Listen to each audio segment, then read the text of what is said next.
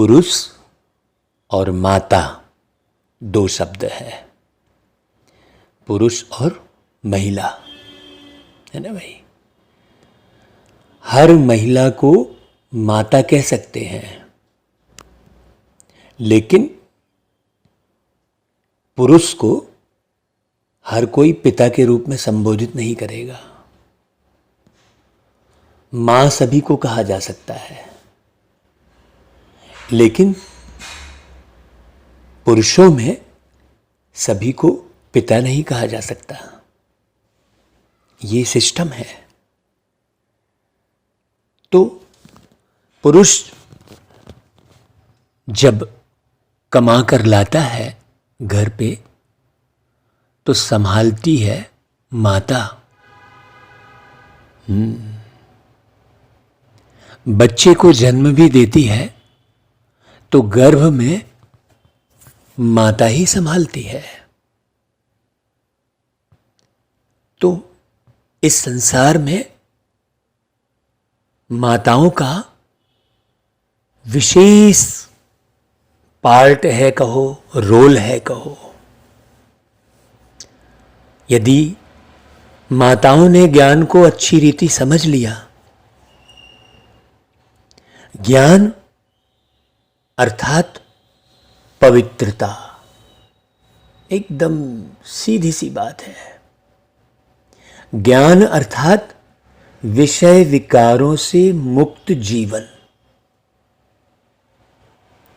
हाँ, राधा उसी बात का प्रतीक है। राधा भी माता को ही कहेंगे। राधे कृष्ण का ही मंदिर बनता है। विवाह तो रुक्मणी का दिखाया जाता है। हर भागवत कथा में रुक्मणी विवाह का वर्णन है, लेकिन मंदिर राधे कृष्ण के बनते हैं, रुक्मणी कृष्ण के मंदिर नहीं बनते।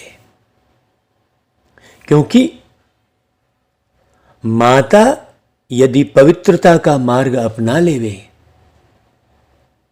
तो बहुत सुंदर सृष्टि की रचना होगी। पवित्रता अर्थात विषय विकारों से मुक्त जीवन। तो आज बाबा ने विशेष माताओं के लिए मुरली चलाई है। अब बाबा तो हद के नहीं है। यहां पर पिता के पिता को बाबा जैसे कहते हैं तो उनके 2-4 नाती पोती होंगे, है ना भाई, वो हद के बाबा होंगे। लेकिन ये तो बेहद के बाबा हैं। तो यहां पर दोनों बातें हैं। अगर हम साकार रूप में समझेंगे तो नारी रूप मुख्य है पवित्रता को संभालने के लिए।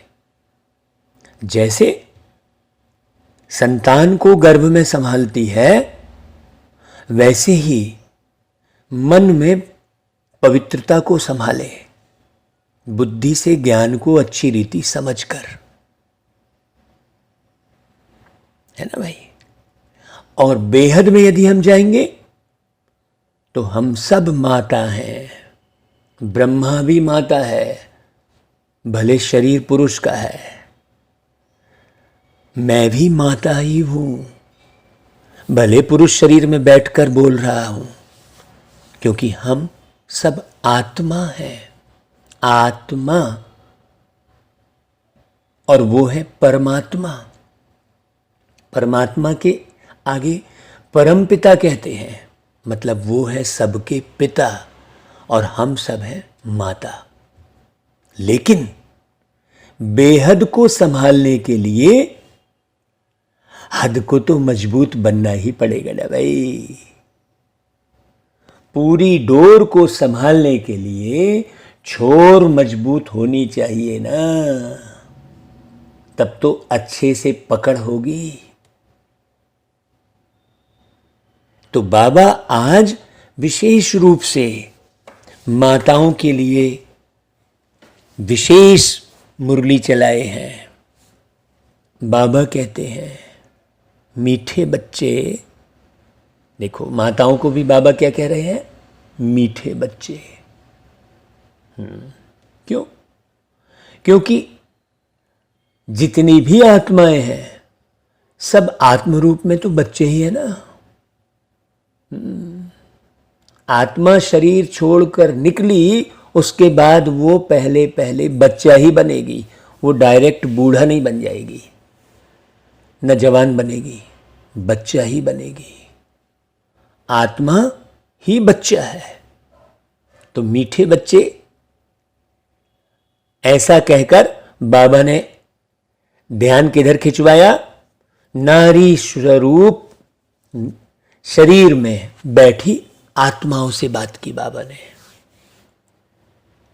ने कहा तुम्हें अपने हमजिन्स का उद्धार करना है।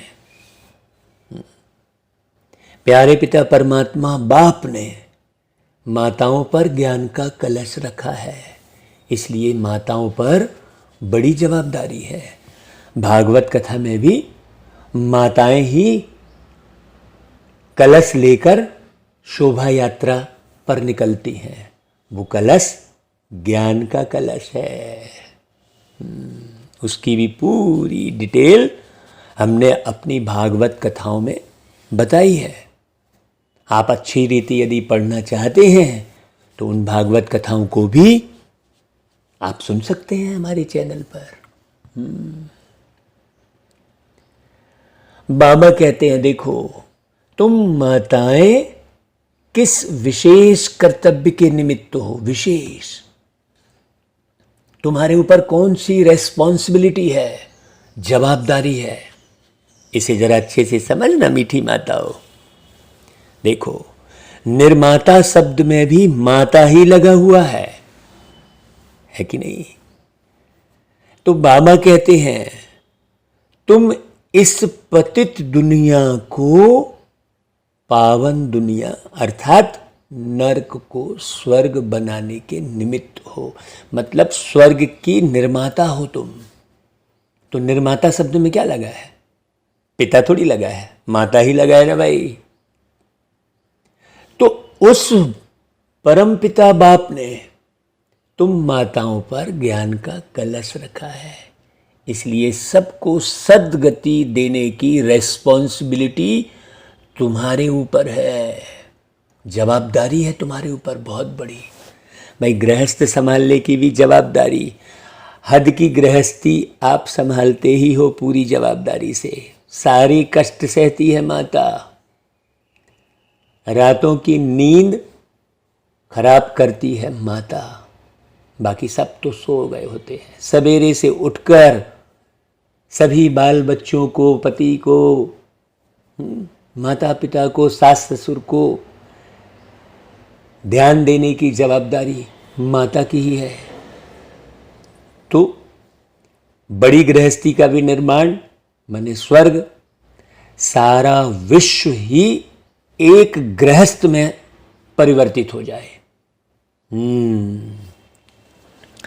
सारे विश्व को एक गृहस्थ बनाना है, फिर अलग अलग गृहस्थी नहीं होगी। तो रेस्पॉन्सिबिलिटी कितनी बड़ी है। बाबा कहते तुम हो शिव शक्ति सेना, तुम्हें अब अपने हमजिन्स का कल्याण करना है। जितनी भी माताएं हैं सब एक दूसरे का कल्याण करें। अच्छी रीति माताओं को जाकर माताएं समझाएं,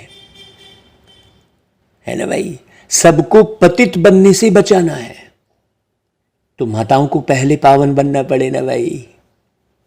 हाँ, बाबा ने उदाहरण दिए हैं। दुर्गा को भी जगत अम्बा कहते हैं, सोचो, काली को भी जगत अम्बा कहते हैं। तो बाबा कहते हैं हे माताओं, तुम्हें हमजिन्स को भी जगाना है। तो तुम्हारी जैसी पूरे भारत में नारियां ही हैं, तो वेश्याओं का भी उद्धार करना है। वो नारियां ही है ना भाई जो वेश्या कहलाती हैं, पुरुष थोड़ी वेश्या कहलाता है। सोचने की बात है। तो बाबा ने कितनी बड़ी जवाबदारी दी है। सोचो, आखिर वो भी तो एक माता ही है ना, जिसे आप वेश्या कह रहे हो, वो भी तो एक माता है ना। और वेश्या किस आधार पर कह रहे हैं? वो काम वासना के कारण है। सोचो कितना, मतलब लोग वेश्या को हे दृष्टि से देखते हैं और खुद काम वासना में रोज जाते हैं। सोचो। तो बाबा कहते हैं, देखो, रात के राही थक मत जाना, सुबह की मंजिल दूर नहीं है। ये जो कलयुग का जो समय चल रहा है, ये पूरा पूरा रात है, ये पूरी रात है, घोर अंधेरी रात है ये कलयुग। तो रात में व्यक्ति क्या होता है, रात में यदि चलेगा तो जल्दी थक जाएगा। इसलिए बाबा कहते हैं, भाई सुबह होने वाली है, जल्दी जल्दी आप आगे बढ़ो, थको मत। है कि नहीं भाई? ओम शांति। भाई बच्चों ने गीत की लाइन सुनी, बाबा कहते हैं, अब चले वतन की ओर, अर्थात सुख धाम की ओर। सुख धाम की स्थापना अर्थ माताओं को ही रखा गया है। भाई जिस घर में माता है वहां ही सुख शांति है, वहां ही सजावट है। नहीं, आप देख ले वो जाके, एक पुरुष अकेला रहता है, उसका घर पूरा बिखरा हुआ पड़ा रहता है, और माता सजा के संवार के रखती है। इसलिए बाबा ने ज्ञान अमृत का कलश भी माताओं पर रखा है। जैसे ओपनिंग की सेरेमनी व स्थापना की सेरेमनी की जाती है ना, तो परम पिता परमात्मा बैकुंठ की ओपनिंग कराते हैं माताओं द्वारा। तो माताएं अपनी मन बुद्धि से किसी भी प्रकार की जो भी हल्की सी भी कुंठा है तो उसे हटा दो। थोड़ा सा भी किसी के लिए भी वैर पाल के रखे हैं तो उसे हटा दो, क्योंकि प्यारे पिता परमात्मा ज्ञान का कलश माताओं पर ही रखते हैं। तो अब बच्चियों को खड़ा होना है, शक्ति दल है ना भाई। बच्चों पर बाप रेस्पॉन्सिबिलिटी रखते हैं, जवाबदारी देते हैं। ऐसे नहीं कि इन गुरुओं पर बाप ने कोई रेस्पॉन्सिबिलिटी रखी है कि सबको सदगति दो। सोचो, हर एक घर में, और माता को ही सबसे पहला गुरु कहते हैं। बच्चे की सबसे पहला गुरु कौन है? मां ही है ना भाई? तो गुरु ही सदगति देते हैं कहते हैं, तो सदगति कौन देगा? मां ही देगी। तो अभी तुम जान गए हो कि सदगति देना इन माताओं का ही काम है, और सदगति होती है ज्ञान से। इसलिए ज्ञान का कलश माताओं को मिला है। पहले पहले दिखाते हैं कलश रखा जगत अम्बा पर, और शास्त्रों में तो लक्ष्मी का नाम रख दिया है। लक्ष्मी है ना, यह फर्क पड़ गया है। कलश रखा है तुम माताओं पर, काली पर कलश रखा है। काली की भी बहुत महिमा है ना भाई। ऐसे तो चित्र तो फिर अनेक बना लिए हैं, लेकिन अब माताओं पर कलश रखा है। क्यों? क्योंकि इस समय तुम्हारी हमजिन्स माताओं की बुरी गति है। कितनी नारियां अबला हो चुकी हैं, परवश हो चुकी हैं। हाँ, अब अबला को सबला बनाना है।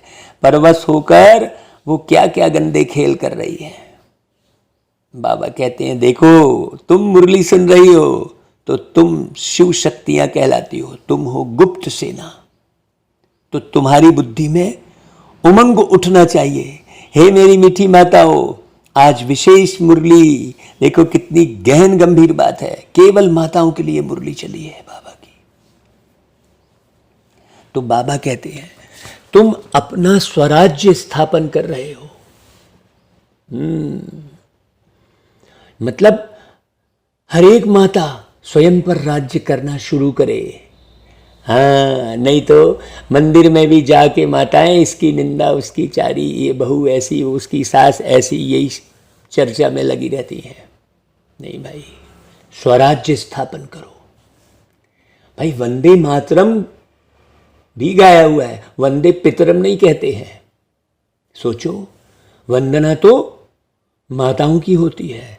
भारत खंड का नाम ही गाया जाता है, कहते हैं भारत माता की जय, ऐसे कहते हैं। भारत पिता की जय कभी नहीं कहा है। अर्थात भारत माता मतलब कौन? भारत में रहने वाली माताओं की जय। तो भारत माता की जय में किसकी जयकार हो रही है भाई? हाँ, उन माताओं की जयकार हो रही है जिन्होंने पवित्रता का व्रत बहुत मजबूती से धारण किया है, विषय विकारों से मुक्त हुई है। क्योंकि एक पुरुष माता की सुंदरता को देखकर ही विषय विकार में जाता है, तो माता ही विषय विकार के निमित्त बनती है। बहुत गहरी बात है। हाँ, तो देह के भान को भूलकर अपने को आत्मा मां समझना, ये गहरी बात है। तो सबसे पहले नारी को अपनी देह भूलनी होगी। है कि नहीं भाई? तो जो माताएं विश्व को स्वर्ग बनाती हैं, ऐसी माताओं की जय। हाँ, वह फिर भूल कर सिर्फ कह देते हैं भारत माता, अर्थ कुछ जानते ही नहीं। तो बाबा क्या करते हैं आके, वो परम पिता परमात्मा आके क्या करते हैं? माताओं का नाम बाला करते हैं। स्वर्ग की ओपनिंग सेरेमनी कराते हैं। तुम कहती हो शिव बाबा हम माताओं द्वारा विश्व को स्वर्ग बनाते हैं। भाई, भीष्म पितामह आदि को भी तुमने ज्ञान बाण मारे हैं। सोचो, भीष्म पितामह को भी बाणों की सैया में लेटे दिखाया है। तो बाप कहते हैं ज्ञान बाण लगाने से डरो मत, पढ़ना है पढ़ाना है। तुम सेना ही निमित्त बनी हुई हो, मास्टर नॉलेजफुल हो ना भाई। सरस्वती को बड़ा बेंजो दिया है, हाँ, बहुत बड़ी वीणा, क्योंकि वह सबसे तीखी है भाई। सरस्वती भी माता ही है ना भाई, लक्ष्मी भी माता ही है ना। एक पुरुष बुद्धि किससे मांगता है? माता स्वरूप नारी स्वरूप सरस्वती से। एक पुरुष शक्ति किससे मांगता है? नारी स्वरूप माता स्वरूप दुर्गा से। एक पुरुष धन किससे मांगता है? नारी स्वरूप माता स्वरूप लक्ष्मी से। तो सोचो तुम्हारा कितना बड़ा रोल है नई सृष्टि की स्थापना में। दुनिया तो नहीं जानती है, तुम जानते हो कि अब हम सांवरे से गोरे बनते हैं। काली के पास जाएंगे, वह तो माँ माँ कह इतना रोते हैं जो बात मत पूछो, होता तो कुछ भी नहीं है भाई। जैसे देखो, कलकत्ते में काली की बहुत महिमा है। अब यह ब्रह्मा तो माँ है नहीं है भाई, है तो पुरुष शरीर, आत्म रूप में मां कहेंगे। इसलिए फिर कलश क्या किया भाई, साकार में भी तो व्यवस्था करनी पड़े ना हर एक बात की। तो इसलिए कलश फिर माताओं को मिलता है। तो तुम हो मां की सेना, हम जिन्स। अब बहुत अच्छी बात समझने की जरूरत है यहां पर। भगवान को तुमेव माता च पिता तुमेव कहते हैं। तो पहली मां परमात्मा हो गई, शिव मां, उस मां की सेना तुम सब माताएं, हम जिन्स। तो तुम कहते हो बाबा जैसा हूं वैसा हूं, आपका हूं। यह भी कहते हो जैसे हो वैसे हो, मेरे हो। ये तो कहा आपने कि मैं आपका हूं आप मेरे हो, परंतु श्रीमत भी पर भी तो चलना पड़े ना भाई। है? सजनिया तो सब कहेंगे, सजनिया तो सब हैं, सब कहेंगे हम ईश्वर के हैं, सारी गोपियां कहेंगी मेरा कान्हा। लेकिन अब तुमको समझानी भी दी जाती है कि शिव बाबा की तो संतान सब हैं। यह सिद्ध करना है, सबसे पहले पहले है शिव की महिमा। ऊंचते ऊंच वह है, उनको ही भगवान कहेंगे। शिव बाबा ही वर्षा देते हैं, वह है निराकार, सभी आत्माओं के पिता। इसे जरा अच्छे से समझना है, तो सब आत्माएं ना, शरीर तो कोई है नहीं, शरीर माध्यम है जीवन जीने का। तो बाबा कहते हैं अब तुम बच्चियों को अपने हमजिन्स का उद्धार करना है। माताओं पर ही सारी रेस्पॉन्सिबिलिटी है। हाँ, माताएं यदि श्रृंगार में घंटों समय लगा रही हैं, खाने पीने में ही घंटों समय लगा रही हैं, पूरा समय किचन में दे रही हैं, नहीं भाई, खान पान, बोली वाणी, दृष्टि, वृत्ति, कृति, संस्कृति सबको संतुलित करना है, बैलेंस करना है। तो वंदे मातरम ये शिव बाप भी कहते हैं। शिव बालक हैं तो वंदे मातरम करना पड़े ना भाई। हाँ देखो, यह तुमको करते हैं, तुम उनको करती हो, वंडर है ना भाई। यह भी ड्रामा में नून है। तुम जानती हो शिव बाबा साक्षात्कार भी कराते हैं, घर बैठे भी मोर मुकुटधारी का साक्षात्कार होता है। तो मुकुट तो सबको होता है, यह तो एक ट्रेडमार्क रख दिया है। कृष्ण को इतना बड़ा मुकुट दे दिया है, नहीं तो इतने बड़े मुकुट पहनते नहीं है भाई। कोई मुकुट पहन के ही थोड़ी रहेंगे सर में भार रख के, है? सोचने की बात है। ये तो बड़ा मुकुट किसकी निशानी है? हाँ, ये बड़ा मुकुट निशानी है पूरे संसार को पवित्र बनाने के कर्तव्य की। तो बाबा बैठ माताओं को एम ऑब्जेक्ट का साक्षात्कार कराते हैं। तुम प्रिंस की मां बनेंगी, कृष्ण की मां तो सब नहीं बनेंगी ना भाई। प्रिंस प्रिंसेस तो बहुत है ना। तो प्रिंस की मां अर्थात महारानी महाराजा बनेंगे। तुम्हारा कितना अच्छा एम ऑब्जेक्ट है। तुम्हारी गोद में प्रिंस होगा तो तुम बच्चियों पर बहुत जवाबदारी है।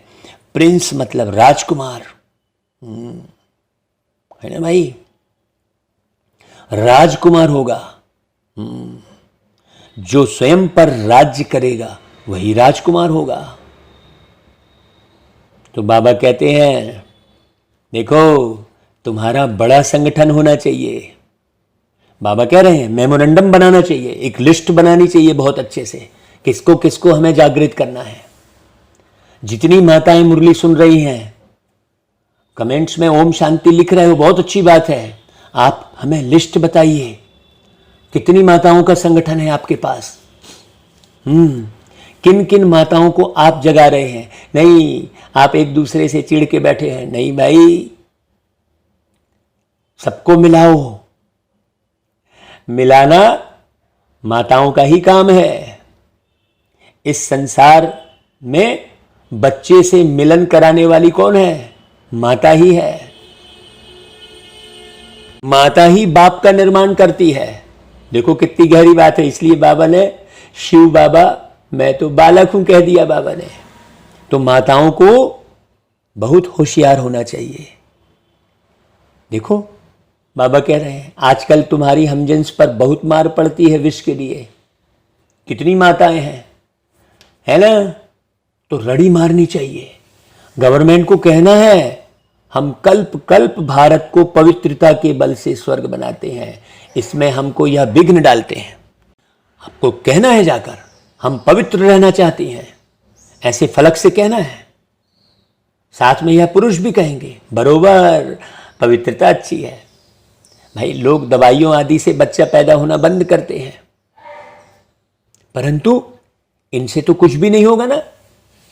पवित्रता तो नहीं आई ना, अंदर का विकार तो खत्म नहीं हुआ ना भाई। बाप समझाते हैं बच्चे पवित्र बनो, क्योंकि पवित्र आत्मा को बनना है ना। तो तुम माताओं के साथ मददगार गोप भी है, दिखाया है भाई, ढेर सारी गोपियों के बीच में एक गोप दिखाया है। तो बच्चियों को खड़ा होना चाहिए, जलवा दिखाना चाहिए, गवर्नमेंट को कहना चाहिए कि भगवान बाप कहते हैं पवित्र बनो। भाई शिव बाबा के बच्चे तो सभी हैं, तो भाई भाई हो गए ना। फिर प्रजापिता ब्रह्मा की संतान होने से भाई बहन ठहरे। जब आप सबका मालिक एक कहते हो तो आत्मरूप में भाई भाई, और प्रजापिता ब्रह्मा को कहते हो तो ब्रह्मा तो एक साकार शरीर दिखाया है, तो साकार शरीर के हिसाब से आप भाई बहन हुए। तो अब नई दुनिया स्थापन हो रही है। सबसे पहले ये गहरे से समझ में आना चाहिए, तब तो शिव बाबा की संतान प्रजापिता ब्रह्मा के बच्चे भाई बहन विष की लेन देन कर ना सके। यह युक्ति कल्प पहले भी बाप ने ऐसे ही पवित्र बनाया था। भाई हम ये विकारों रूपी माया रावण पर जीत पाते हैं। ये विकार रूपी रावण ही भारत के बड़ा दुश्मन है, भारत का। हाँ, रावण से हारे हार है। वो राम निराकार राम आकर इन पर जीत पहनाते हैं। हाँ, ज्ञान का ब्रिज बनाते हैं। मोह में लटके बंदर जैसे मनुष्यों को सत्य आत्मीय प्रेम सिखाते हैं, है ना भाई। और ज्ञान का योग का ब्रिज बनाते हैं। जरा समझने की जरूरत है। तो रावण हराता है और राम जीत पहनाते हैं। परंतु अब तक कईयों का पति आदि में मोह ऐसा है जो बात मत पूछो, जैसा पति कहेंगे वैसा चल पड़ेंगी। अरे भाई माताओं, अभी तुम माताओं को कलश मिलता है, समझाना है कि हम तो स्वर्ग के द्वार खोलती हैं। उन्होंने कलश लक्ष्मी को दिखाया है, परंतु लक्ष्मी तो है ही पवित्र, वह ज्ञान का कलश रख के करेगी क्या? सोचने की बात है।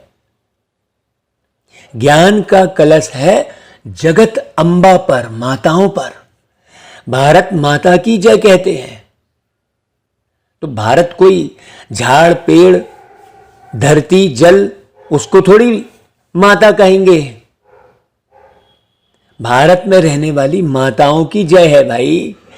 तो अब परमपिता परमात्मा ने फरमान निकाला है कि काम महाशत्रु है, जो इन पर जीत पाए वही श्रेष्ठाचारी बन स्वर्ग के मालिक बनेंगे।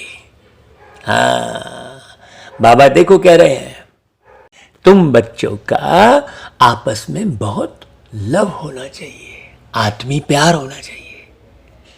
ब्रह्मा कुमार कुमारियों की जैसे सेना इकट्ठी हो, अलग अलग नहीं भागे। हाँ, कोई को तो पता भी नहीं है कौन कौन कहाँ है। सभी सेंटर्स के बच्चों को तो बुला भी नहीं सकते। माताओं को बंधन बहुत है, बच्चों को भी संभालना है, नहीं तो पुरुष रिपोर्ट कर देते हैं। यूं तो पुरुष चले जाते हैं तो घर बार फिर कौन संभालता है? तुमको दिखाना है भाई। वह तो हठ योग सिखलाते हैं और हम राजयोग सिखलाते हैं, इसलिए हमको सैल्वेशन मिलनी ही चाहिए ना भाई। बाबा ने समझाया था कि तुम वेश्याओं को भी समझाओ कि यह गंदा धंधा अब बंद करो, तुम स्वर्ग का द्वार बनो, तुम यह काम करके दिखाओ तो तुम्हारा नाम बहुत बाला हो। उन्हों का भी कल्याण करना है। जहां से गंदगी फैल रही है उसको तो जड़ से खत्म करना पड़े ना पहले, है? कहां से गंदगी फैल रही है? पति पत्नी के बीच से गंदगी फैल रही है, वेश्याओं के बीच से गंदगी फैल रही है। समझना पड़े ना, है? सोचो। तो बाबा कहते हैं यह संगम युग है ही कल्याणकारी, है ना भाई। तो पवित्रता पर खूब रड़ी मारनी है, बहुत मेहनत करनी है। इन वेश्याओं पर भी जाकर रहम करना है। गवर्नमेंट भी अब उन्हों को कुछ ना कुछ काम पर लगाती रहती है। तुम ऐसा समझाओ जो अखबार में भी पढ़े कि ब्रह्मा कुमार कुमारियां तो वेश्याओं को भी नॉलेज दे, इस गंदे धंधे से छुड़ाती हैं। क्यों? क्योंकि काम महाशत्रु है। इससे गंदा कोई दूसरा शत्रु है ही नहीं। इनसे ही तुम पतित गंदे बनते हो। यह दुनिया ही भ्रष्टाचारी है ना भाई। आज देखो, हम गृहस्थ में रहकर पावन बनकर, देखो बाबा कैसे मुझ आत्मा के द्वारा मुरली चलवा रहे हैं। एक एक बात बाबा सारा दिन समझाते रहते हैं। बच्चे तुमको ये करना है, बच्चे तुमको वो करना है। सोचो, पूरा समय बाबा के डायरेक्शन के हिसाब से चलते रहते हैं। तो बाप आकर माताओं को उठाते हैं। गोपों का काम है मददगार बनना। जो मेहनत करेगा वह ऊंच पद पाएगा। अब इस मुरली को जितनी माताओं के पास भेज सको भेजो, सबके पास भेजो। हाँ, अपने हमजिन्स पर रहम करना चाहिए। इनका नाम ही है वेश्यालय। ये पूरी पृथ्वी ही देखो वेश्यालय बन चुकी है। सब किसी ना किसी विष के वशीभूत हैं। अभिमान तो सबके अंदर है भाई। विकार तो केवल काम ही नहीं है, क्रोध भी विकार है, लोभ भी विकार है, मोह भी है, अहंकार भी है, ईर्ष्या है, द्वेष है, ग्लानि है, निंदा है। सोचो कितने सारे विकार हैं। तो बाप आकर क्या करते हैं भाई? शिवालय बनाते हैं। शिवालय, हाँ, जहाँ पवित्रता ही पवित्रता है। वास्तव में यह है ज्ञान की बातें। बाप इस मनुष्य तन में आकर तुमको ज्ञान सुनाते हैं। तुम जानते हो हम अब कब्रिस्तानी से परिस्तानी बन रहे हैं। यह है ज्ञान मान सरोवर। ज्ञान में गोता लगाते रहते हैं, बाकी पानी की तो बात ही नहीं है ना भाई। सारा दिन ज्ञान में गोता लगाते हैं भाई। पानी में व्यक्ति कितने समय गोता लगाएगा? सोचने की बात है। तीर्थों पर जाते हैं, बहुत मेहनत करते रहते हैं, पैदल जाना, सामान आदि उठाना, देखो कितनी मेहनत होती है। अब तुम समझ गए हो। बाबा मनुष्य तन में बैठ ज्ञान स्नान कराते हैं। बाकी परियां आदि कोई है नहीं भाई। परियरी वाली कोई बात ही नहीं है। तुमको ज्ञान परी बनाने वाले बाबा हैं। बाबा मनुष्य तन में बैठ ज्ञान स्नान कराते हैं। कितनी अच्छी अच्छी बातें धारण करने की है बाबा, है कि नहीं? सोचो, बच्चियां खड़ी हो जाएं तो बहुत काम कर सकती हैं भाई। जाना तो तुम माताओं को है। बोलो, जहां भी वेश्या हैं उन्हों का संगठन बनाओ, बड़ों बड़ों को जाकर समझाओ। परंतु ऐसे भी नहीं कि बाहर से कहते रहो हमारा तो एक दूसरे ना कोई, और अंदर में कोई और खींचता रहे। हाँ, पति याद आता रहे तो नाती पोती याद आते रहे तो बच्चे याद आते रहे। ऐसे भी काम नहीं चल सकता। बाप का सच्चा बच्चा बनना है। हाँ, वह चेहरा खुश मिजाजी का कहाँ देखो।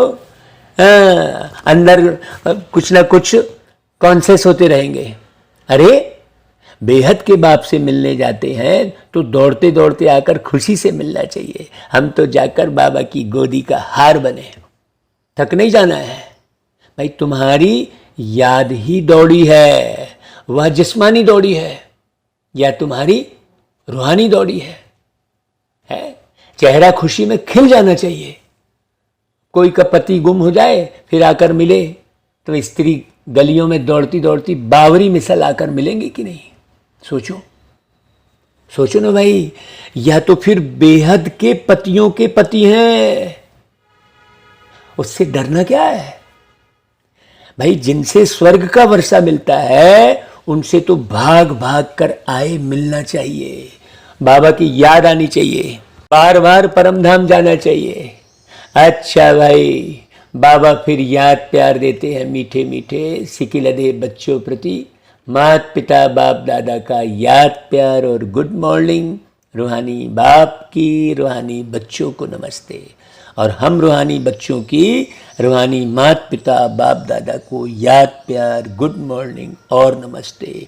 तो आज की जो बाबा की वाणी है, इसे हर माताओं के पास हर माता को भेजना है।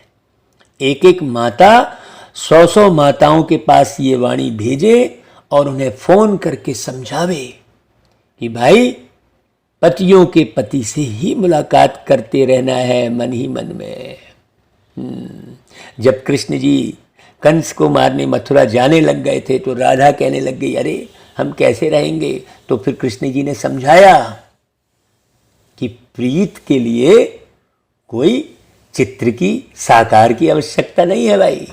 हाँ, अच्छा भाई, धारणा के लिए मुख्य सार, बाप का सच्चा बच्चा बनना है, अंदर एक बाहर दूसरा ना हो। हाँ, एक तरफ तो बाबा बाबा कह रहे हैं और दूसरी तरफ पति की ही याद आ रही है। एक तरफ तो बाबा बाबा कह रहे हैं, दूसरी तरफ नाती पोती पर ही ध्यान खिंचा हुआ है पूरी तरह है। बाबा कहते हैं याद की रूहानी दौड़ में आगे जाना है, खुश मिजाज बनना है माताओं को विशेष। आज मुरली विशेष माताओं के लिए चली है। दूसरी पॉइंट, आपस में बहुत बहुत प्यार से रहना है। नहीं तो जनरली क्या होता है, माताएं ही माताओं का घर बर्बाद करती हैं। ये सौतन क्या है? सोचो, नारी ही नारी का घर बर्बाद कर रही है ना। कितना ऐसा पूरे देश में पूरी दुनिया में हो रहा है। तो आपस में बहुत बहुत प्यार से रहना है। माताओं को जगाना है। हाँ, शिव शक्ति सेना का संगठन तैयार कर अपनी हमजिन्स को बचाना है। भाई वो वेश्या भी तो आखिर एक माता ही है, सोचो, है ना भाई। पवित्र बनने और बनाने की युक्ति रचनी है माताओं को खास। हाँ, ऐसे नहीं कि खूब श्रृंगार करके निकल गए और बस सारे पुरुषों को आकर्षित करते रह गए। माताएं जो श्रृंगार करके निकलती हैं उसका औचित्य ही नहीं है। किसके लिए श्रृंगार कर रहे हो? तो हे माताओं, दुनिया की बुद्धि जगानी है तो सरस्वती बनना पड़ेगा। सरस्वती देखो बिल्कुल सिंपल, हाँ, है ना भाई। सरस्वती एकदम सिंपल, सफेद वस्त्र पहनी, हंस वाहिनी, वीणा वादनी। क्योंकि आप यदि देह का श्रृंगार करके निकलोगे तो आकर्षित कौन होगा? कोई नारी थोड़ी आपके तरफ आकर्षित होगी। वो तो और बल्कि चिढ़ेगी। वो कहेगी अरे इसने इतनी अच्छी साड़ी पहनी है, मैं भी ऐसे ही पहन लूं। इसने ऐसा श्रृंगार किया, इसने ऐसा वाला जेवर पहना है, मैं भी पहनूंगी। पूरा ध्यान ही दूसरा हो जाता है। सोचो, है तो आप देह का श्रृंगार करके घर से निकलते हो तो आकर्षित किसको कर रहे हो? आप पूरे संसार को खराब कर रहे हो, पूरे संसार को। बाबा ने आत्मा के श्रृंगार की बात कही है। हाँ, ये मुरली आत्मा का श्रृंगार करती है। जरा अच्छी रीति समझना है। ऐसे नहीं बस सुन रहे हैं, बस कर रहे हैं, हाँ कर रहे हैं, बाबा बाबा कर रहे हैं, मैं तो बाबा को बहुत मानती हूं, ये हूं, और फिर सारे कर्म जो है ऐसे किए जा रहे हैं। पति को याद कर रहे हैं तो बच्चों को याद कर रहे हैं, तो देह का श्रृंगार कर रहे हैं, तो बुद्धि खाने पीने में लगी है, तो बुद्धि इधर उधर घूमने जाने में लगी है। ऐसे में निर्माण थोड़ी होगा भाई। माताओं को विशेष रूप से कलश दिया जाता है, तो ज्ञान का कलश माताओं के ऊपर है, तो माताओं को विशेष ध्यान देना पड़े। आज की मुरली पूरी माताओं पर बाबा ने चलाई है। क्यों? क्योंकि जब तक माता स्वर्ग के द्वार नहीं खोलेगी तब तक इस सृष्टि पर सुख शांति आएगी ही नहीं। हाँ, तो जरा इसे गहराई से समझने की जरूरत है। तो वरदान देखो बाबा क्या दे रहे हैं। श्रेष्ठ स्मृति द्वारा सुखमय स्थिति बनाने वाले सुख स्वरूप भाव। श्रेष्ठ स्मृति, स्थिति का आधार क्या है? स्मृति है। जब तक आपकी स्मृति में नाती पोती, ये वो, बाल बच्चे, प्रकृति है, स्वाद, श्रृंगार, ये जब तक स्मृति में रहेगा तब तक आप अपनी स्थिति बना ही नहीं सकते। आपका तो पूरा समय आपके कान की बाली को संभालने में लगेगा कि कहीं गिर तो नहीं रही है, नाक की फुल्ली में रहेगा, अरे छोटी सी है पैंस तो नहीं ढीला हो गया। पूरा समय छू छू के आपका ध्यान किधर रहेगा, सोचने की बात है। इसलिए बाबा ने नारियों को श्वेत वस्त्र पहनाकर सरस्वती बनाया। हाँ, अब ऐसा भी नहीं है कि आप श्वेत वस्त्र पहन लिए और फिर ध्यान पूरा रंगीन वस्त्रों वाले की तरफ ही, अरे हाँ वो माता बहुत अच्छी लग रही है, इस साड़ी में बहुत अच्छी लग रही है, दुनिया भर का नहीं। बाबा कहते हैं आप सिर्फ स्मृति स्वरूप बनो, तो स्मृति आने से जैसी स्मृति वैसी स्थिति स्वतः हो जाएगी। कौन सी स्मृति? आप जगत अम्बा सरस्वती हो, दुनिया को बुद्धि देने वाली हो, बुद्धि की दात्री हो, तो खुशी की स्मृति में रहो तो स्थिति भी क्या होगी? खुशी की बन जाएगी। ऐसी खुशी आप कौन हो, है ना भाई? और दुख की स्मृति करोगे तो दुख की स्थिति हो जाएगी। संसार में तो, सारे संसार में तो दुख बढ़ने ही है, सब अति में जाना है, लेकिन आप सुख के सागर के बच्चे, सदा खुश रहने वाले, दुखों से न्यारे सुख स्वरूप हो। इसलिए क्या भी होता रहे लेकिन आप सदा मौज में रहो। मौज में कब रहेंगे भाई? जब पूरा श्रीमत पर चलेंगे। बाबा की एक एक मत श्रेष्ठ मत है, मत यानी विचार। तो बाबा के विचारों का ही श्रवण, मनन, चिंतन और अनुसरण करते रहना पड़ेगा। बाबा ने आज विशेष माताओं के लिए मुरली चलाई है, है ना भाई? अच्छा भाई, स्लोगन, समय रूपी खजाने को व्यर्थ से बचाना। हाँ, सोचो आपका समय जा किधर रहा है, इसे गहराई से समझना पड़े।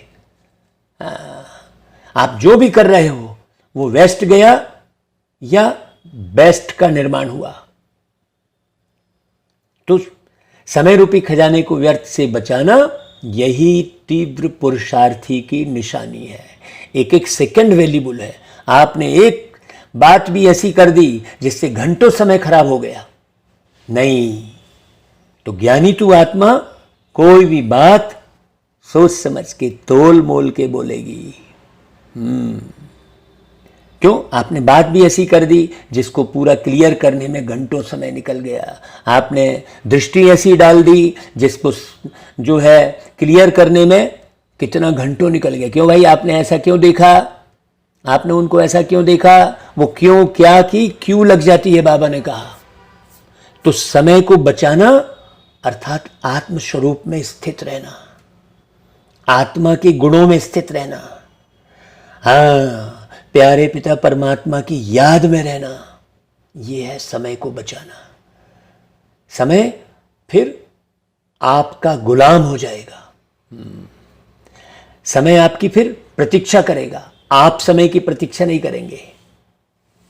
तो आज भाई माताओं के ऊपर विशेष मुरली बाबा ने चलाई है, तो मातेश्वरी जी के कुछ अनमोल महावाक्य भी सुनो भाई।